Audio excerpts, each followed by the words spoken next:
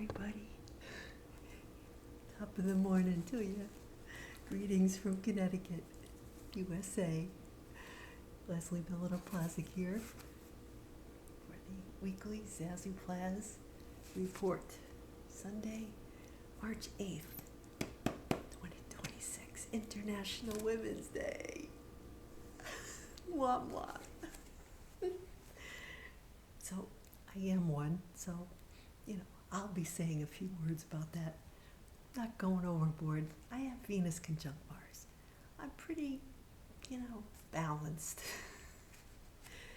Oh my goodness. I could talk on that subject for a while. I guess I have some moon aspects in my chart, in my astrological chart, that seem to have given me more learning experiences, shall we say, with women than with men. Men, I'm cool. I got 2 boys. I pretty much know, I can read men better. Women, it's like my mother all over again. Maybe I have some maternal, past life spiritual things going on, but women are complicated. I get it. I'd much rather spend time with a group of men than a group of women any day, or even one-on-one. I love my boys. I'm really in touch with my masculine, and I'm both. The thing is, guys meet. I have Libra ascendant, so men and women, they'll meet me and they think, oh, she's so pretty and nice, and then the Scorpio comes out out of nowhere. There's this depth. Very few people, if anybody, has ever, I think, really understood, those depths.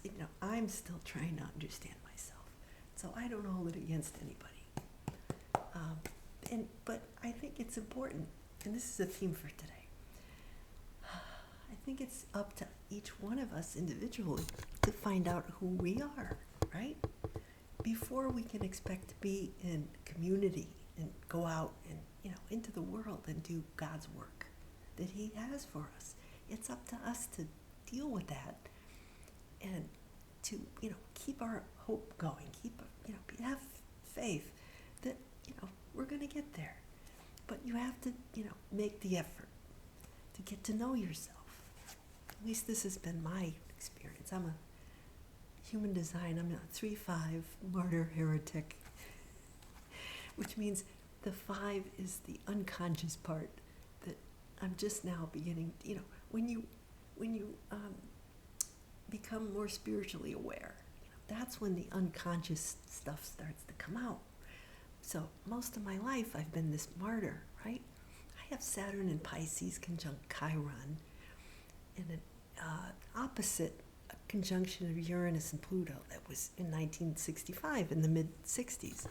So that's why I kind of feel like it's important to talk about this, because there's not a whole lot, I haven't come across anybody else talking about it. Certain astrologers talk about the aspects, but they don't talk about it from a personal experience that I can relate to, So there's very few Gen Xers of, my year, the mid-60s, who can, are giving testimony to this. So that's why I feel like maybe it's my job, maybe I got to do this. Instead of saying, all the time, gee, I've been out here in the desert, like the people complaining to Moses in today's reading. And it leads into the song. It's like, okay, when am I going to get it? This is International Women's Day. When a bunch of women, started saying, this isn't an equal thing. We need to even things up here. We do an awful lot for you men, and it's about time you reciprocate, and we need to bring the divine feminine into balance with the healthy divine masculine, you know. And that's what I'm going to be talking about today. If you don't get, agree to whatever, my beliefs are, they're evolving, just like me, just like all of us. So I'm not preaching, well, maybe a little. It's a little bit of a rant, stories, I mix it all together. It's like my, I got some corned beef and cabbage that I'm going to make it this week instead of next week so that I can have leftovers. And then I can make hash because I ordered the little potatoes. I got my grocery order today. That's another rant.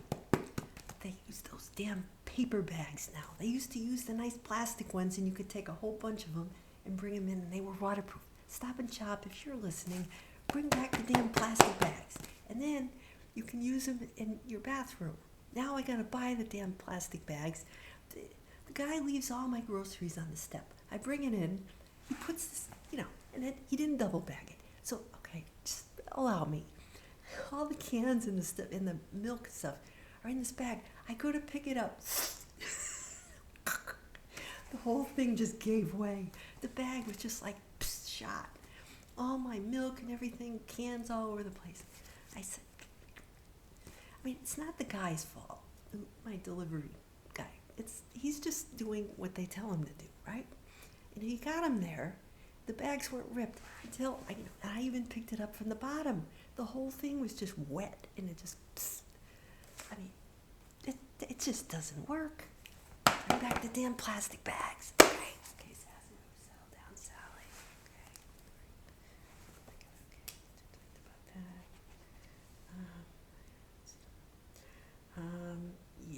I'm going to make my corned beef and cabbage. That'll be good. And, so like I said, they ran out of the little red potatoes that I ordered, the little tiny ones. So he gives me this humongous 5-pound bag of potatoes. I'm like, what the hell am I going to do with all those damn potatoes? I can make the corned beef and cabbage, and then I can use some of the leftovers. I guess I can make corned beef hash. But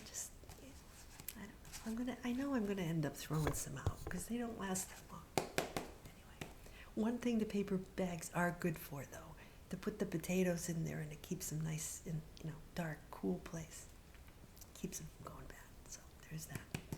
See, I'm not just complaining. I'm being thankful, and I am thankful for all my good food. And they had everything except for the damn potatoes.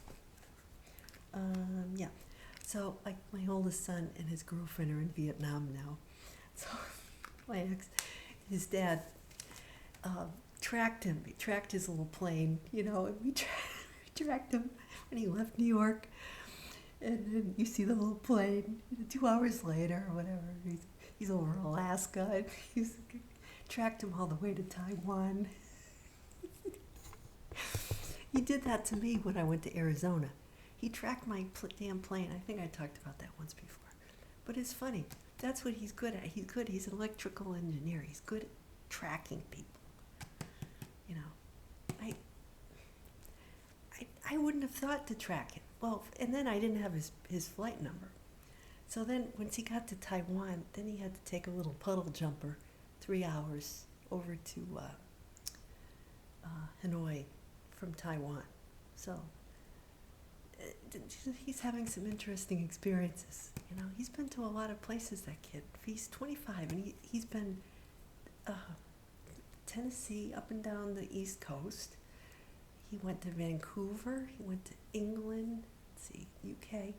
He went to the Netherlands and Italy, and now Vietnam. He's got to have travel as part of his life, his career. So I think he really enjoys it. Plus, it gets him out of the house. He lives with his dad now. Gets him out of each other's hair. He goes to see his girlfriend in New Haven or New Jersey on the weekends.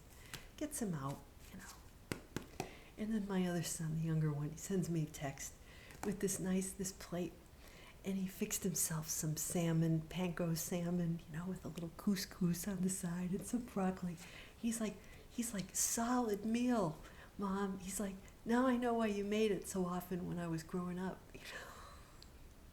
So, it's International Women's Day, but, I'm still a mom. So, you know, where I feel a discomfort is when people, they take it, they take International Women's Day and they make it a political statement or a socioeconomic, or, they make it a left versus right, or they make it about politics, or about religion, about, and then the companies will just, treat it like Mother's Day, right? It's not Mother's Day.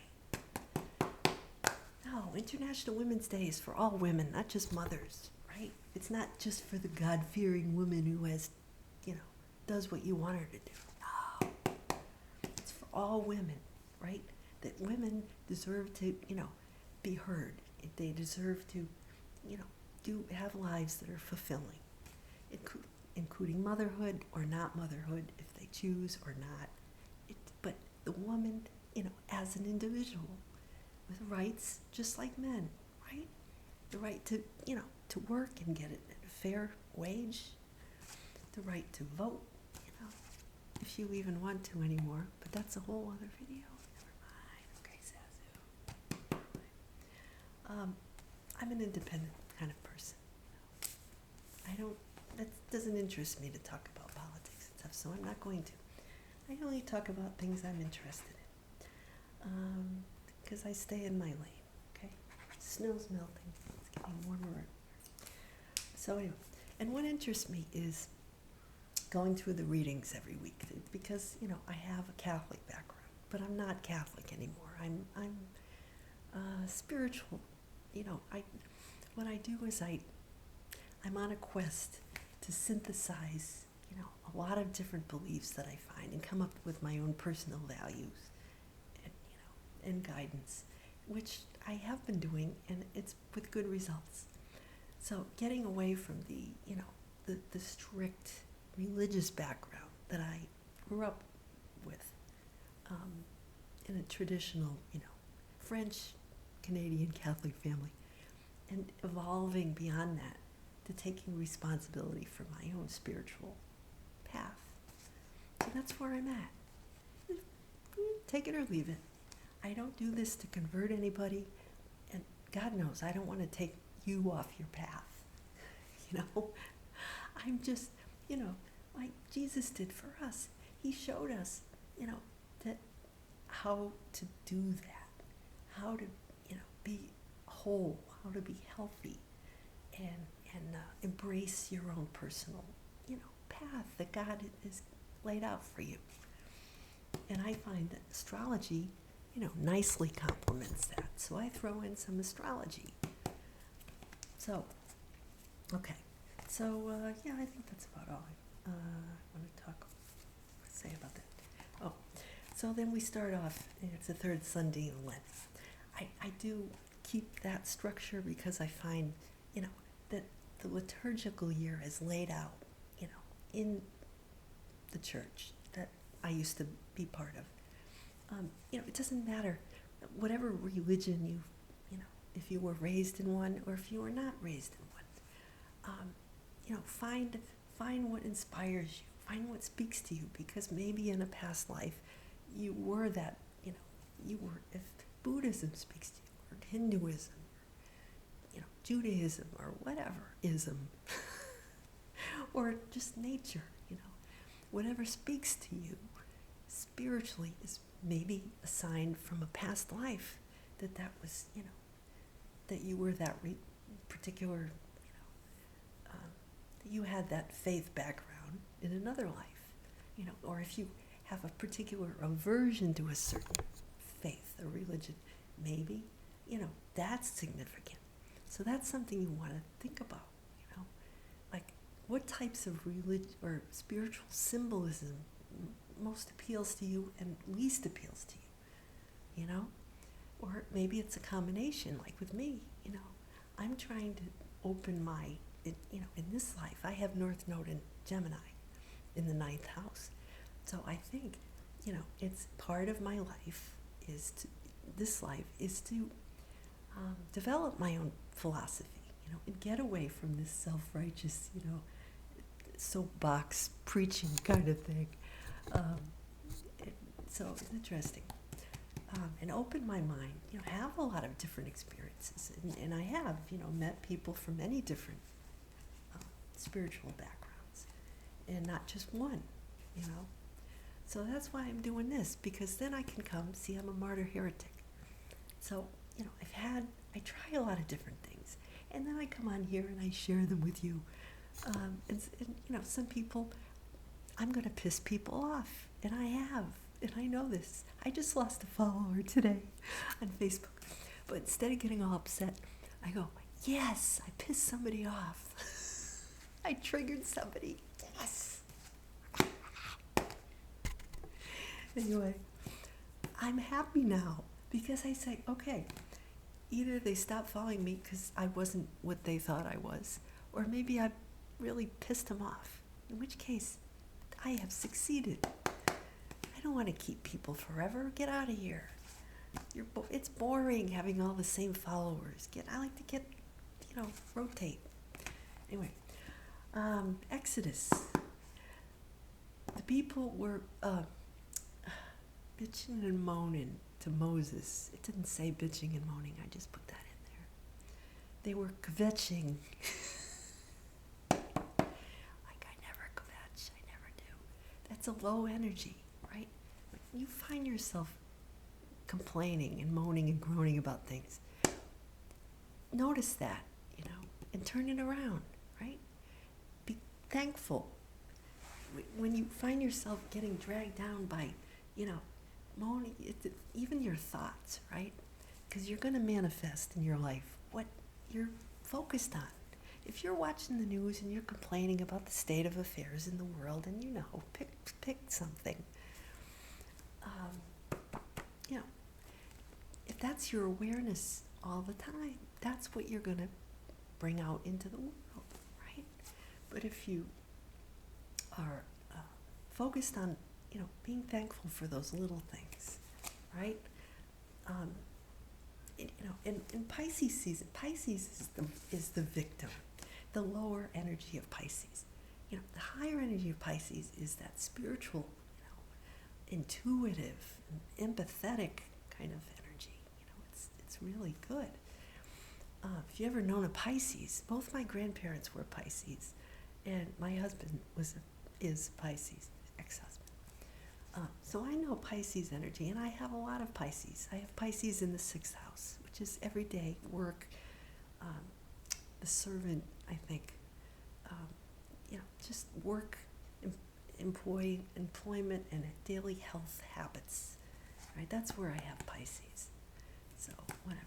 But Pisces in the lower expression can be like less than. Oh, woe is me. My mother, it was the poor me syndrome. My mother had Saturn at the last degree of Pisces, I think. Mine was at 10 degrees. Mine's at 10 degrees. But my mother's Saturn was conjunct my ex-husband's sun. I think that's something. I don't know. But, she could really get down into it. And I would then sit there and, hear her she would do good things for people. The thing is, she would complain.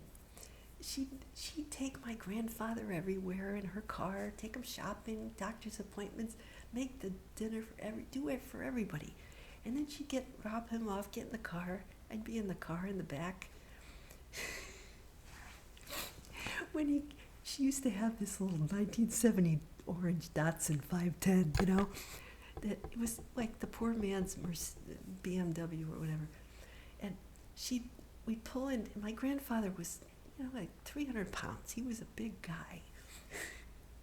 So we'd pull up, he'd come out of the house. She'd look in the rear view mirror, she'd go to me. So I knew that I had to slide over and sit behind her. That he'd get in and he'd hold on to the top of the car, I remember when he was getting himself, and the whole car would just like, it's like one of those little clown cars, or like the little Mr. Bean car, where he plows into that car and tips over the little blue car. Anyway, yeah, so both of us would have to lean over to the left so that the car wouldn't tip over, because my mother was about 120 pounds and I was less than that, and he was about 300, so when we drive in the car was always a little bit lower on the right. Anyway, so then she'd put up with him. He'd be, comparing her to my uncle, and and this, and then, and he'd be complaining about everything, but what it was that he was mad, frustrated that he wasn't able to take his car out anymore. He couldn't drive, he couldn't do for himself, so he would blame her, for his frustration. He would take it out and project it onto my mother, right? And my mother would sit there and take it. She'd take it. And I'd want to say, Mom, don't take that, and she wouldn't. She would, she would be tough. She'd be firm. But she kind of, let some things slide, because on some level she understood, how he might be feeling. But then she'd drop him off, and then all the way home, I'd slide back across the car, and all the way home, she would vent, about my grandfather, and why doesn't my sister help out, and my brother, but my uncle would help. He'd take him out for a nice dinner on the weekend or something, because he was working. But, he'd take her, but then my grandfather would say how wonderful Mo was, my Uncle Mo was. Oh, yeah, he could take him to the diner on Main Street, but it was the fancy AAA diner, So, my grandfather would be all impressed with my uncle, but with my mom, all she had to offer him was her, his daily things that he needed to get done, going to get his groceries, and, and this was every week, a few days a week maybe, just a couple days, So I saw her, she would vent on me then, and I'd go home and I wouldn't say a word, because she needed to vent, but then I would kind of absorb it, and I didn't have anybody to vent to. So I'd go home and I'd write in my diary, or I'd go for a bike ride, and I learned how to get it out physically, go for a run, I'd go play, I'd go hit something, I'd take my tennis racket, and then I'd feel better. I'd go out on my, pogo stick, or I'd ride my bike for an hour. Because if I didn't, then she and I were going to get into it, But it took me a while to figure this dynamic out. Anyway, so this is how, it is with women, right? I would end up being the one that my friends would come and complain to about some guy or their boyfriend or their job, and then I'm like SpongeBob. I soak it all in. Some guy was doing a massage for me one day. He said, do you know, he says, you're like a sponge. You gotta come and do this more often. He said, wring yourself out. So I have to work out every day and hard. And then I do yoga, and I twist, and and then I have to go walk for an hour. And then I'm, if I don't let out the energy, then it backs up, and then I'm, like that. And it's not healthy. So over the years, I've learned how to do it, but nobody told me, I just figured it out by how I felt, how my body felt, Anyway, so yeah, Exodus.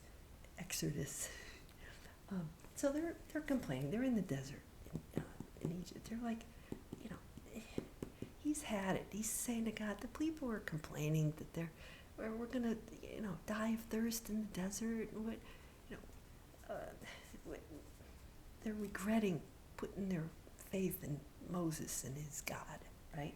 In God. So God says, okay, take that staff that you used to part the waters and strike it on the rock in front of the people and the elders, right? And turn it into water. So that's what he did. That's what happened, right? You know, I get Messa and Meribah, where Israel, the Israelites tested the Lord and said, is God even in our midst? Right? So this is what, you know, this is what happens. The people were, you know, just looking at they weren't looking at, thinking of the long term, right? It's like, oh, this is leading us somewhere, and having faith that they were going to the promised land. No, all they could look at was what they were sacrificing in the moment, right? You know, what are we giving up?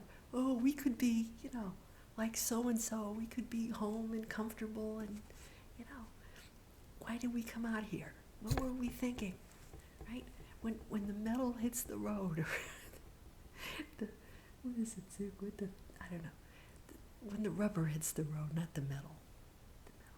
When the rubber hits the road, right? When the cars start, you know, the ones, you weed out the men from the boys, or the sheep from whatever. You know, the ones who are in it to win it in the long run, versus the weak ones who will just give in the minute it gets tough, right? How badly do you want something? You know, if you're going to give up when it gets just a little bit difficult, right? You have to have that faith, the discipline to keep going, even if you're not seeing, you know, results. This is what I'm doing. I've been doing these videos for 6 years. This is my 6th year. And my Facebook page, since I published my book 6 years ago. And, you know, have I seen, you know, the kind of results most people would probably want to see? Most people would not be still doing it, you know, if they didn't get those results right away. But that's not my way. I'm still here because I realize the blessings that it's brought into my life. And I feel good when I do it. So it must be good. So whatever. So, okay, and then the psalm said, if today you hear his voice, harden not your hearts. In other words, be, you know, we should be praising God, finding those things to be thankful for, and praising God as we go along, right? Because then you'll get more of the same, right? Those people, you know, they tested God, like, well, hey, show us what you can do. You know, you don't dare God like that.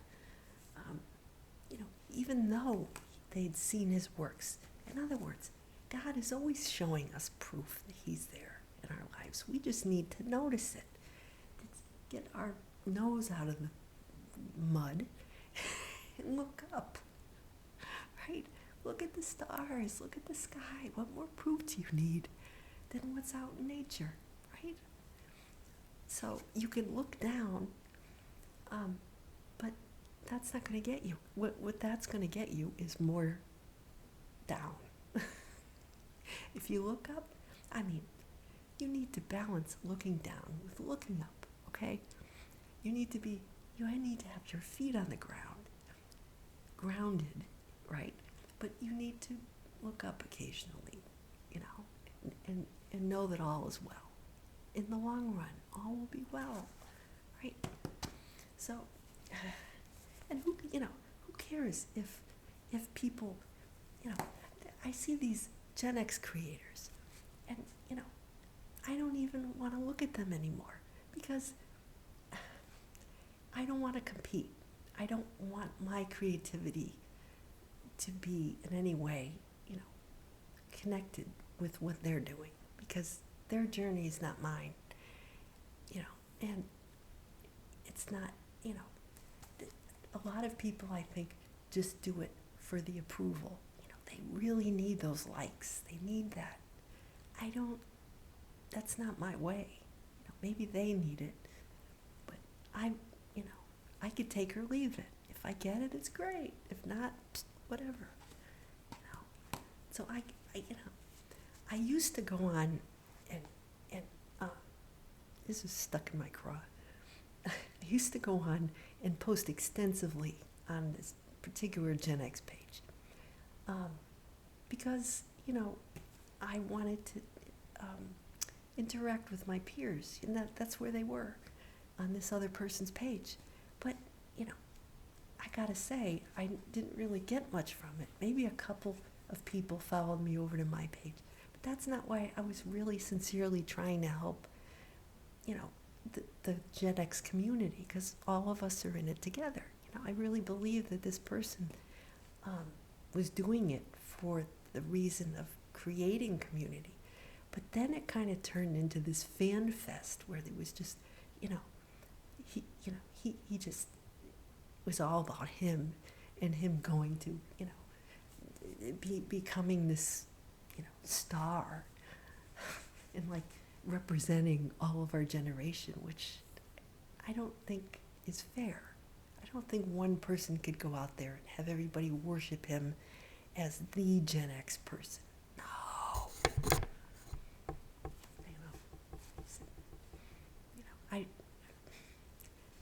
Not that any one person can represent a whole generation.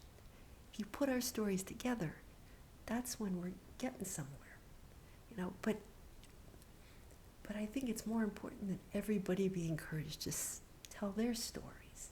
And then we all find, where we fit in.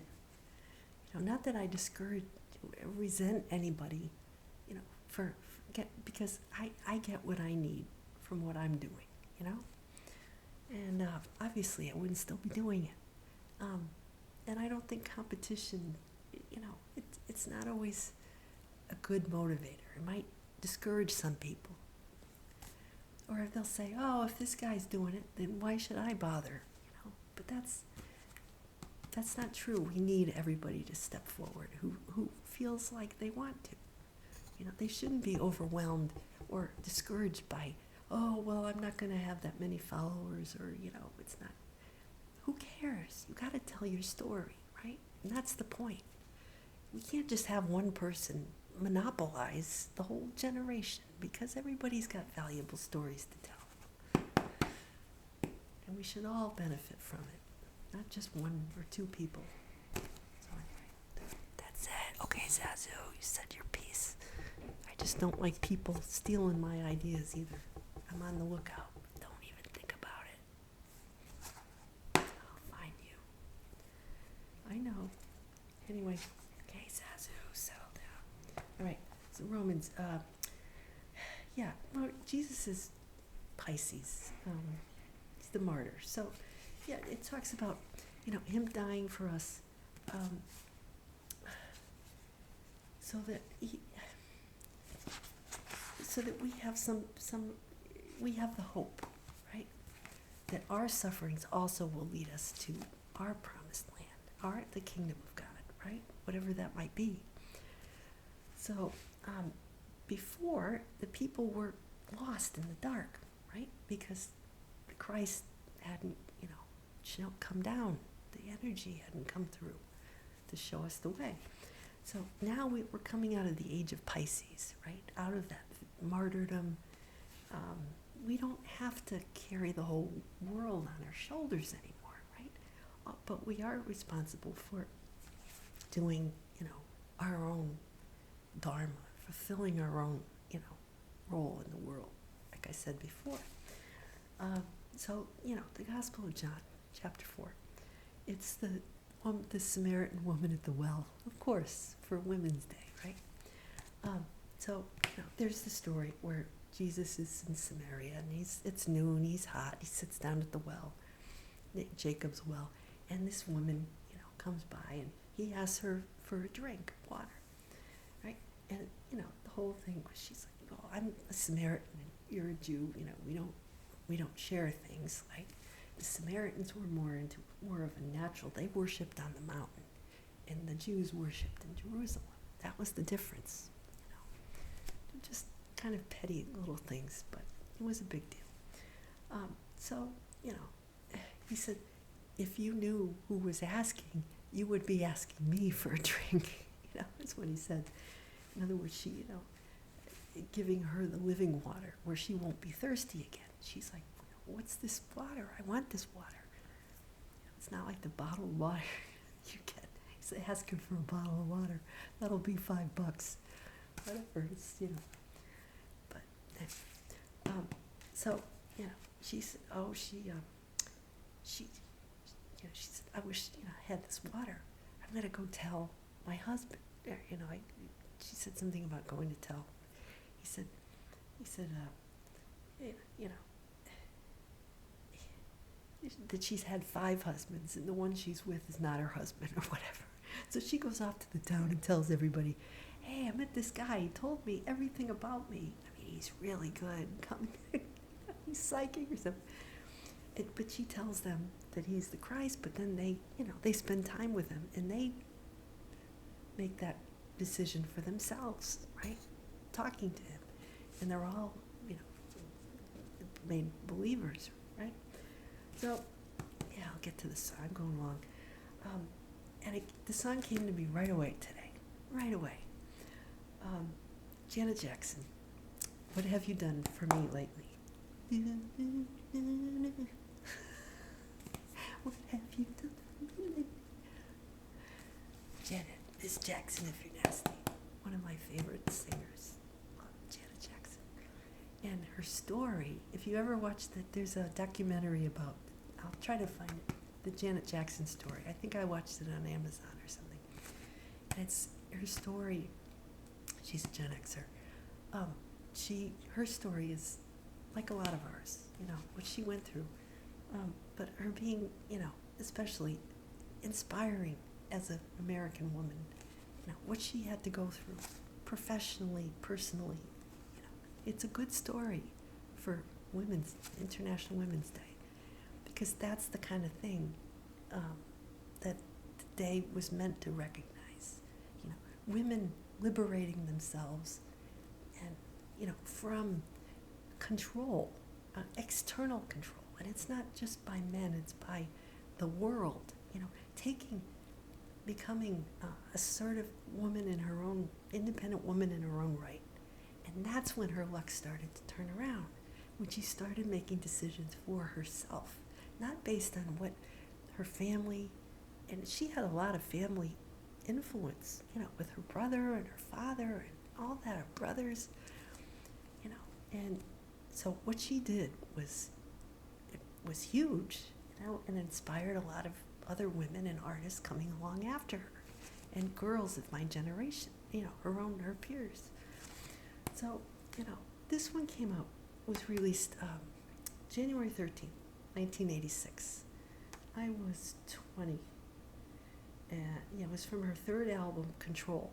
Now, the first 2 albums didn't do great, you know, but this 3rd album, she co-wrote the song with Jimmy Jam and Terry Lewis.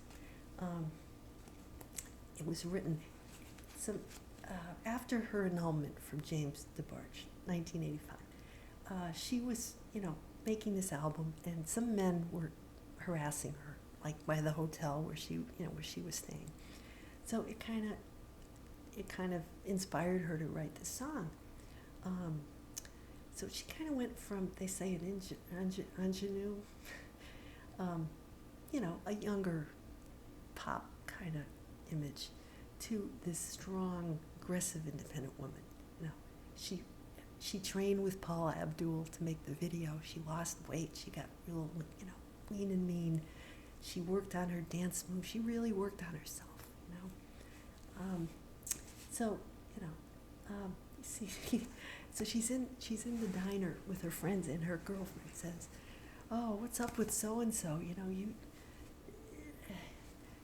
you guys used to, what's he done for you lately?" In other words, she thinks he's great. The friend's like, "Yeah, but what, you know, where is he?" Because he stood her up. The guy stood her up, And this was my experience too, dating around the same time. I was experiencing some of that, with my boyfriend at the time. Guys I was dating, not really, they'd be nice at the beginning, and then after a while they get comfortable and they start taking you for granted, right? That's what this is about. It's a great dance video. Go watch it, link it below. It debuted at 95, number 95 in the Billboard. It peaked at number 4 in May of '86. That's, that was her first top 10 single, certified gold. Losing my voice. It got to number 1 on the Hot Black singles and number 2 on the dance charts. So that was really good. I think, and it got the Best Soul Train Award video, Best R&B Soul for 1987. So, that is a great dance song. I love it. Go and watch that. And I go have my paleo hot chocolate, cashew butter snack, rice cake snack. Publish my video and get this up and maybe go for a walk. I don't think I'm going to get the laundry done today. We'll see. Maybe I'll give myself the day off. Do it tomorrow. Yeah, maybe I'll do that. Give myself Women's Day off from the laundry. So, hope you treat yourself well and take care. I will be back here, same place, different time. Hope you set your clocks ahead. We spring ahead. So until next week, take care. Zazoo Plazz saying goodbye. Bye-bye.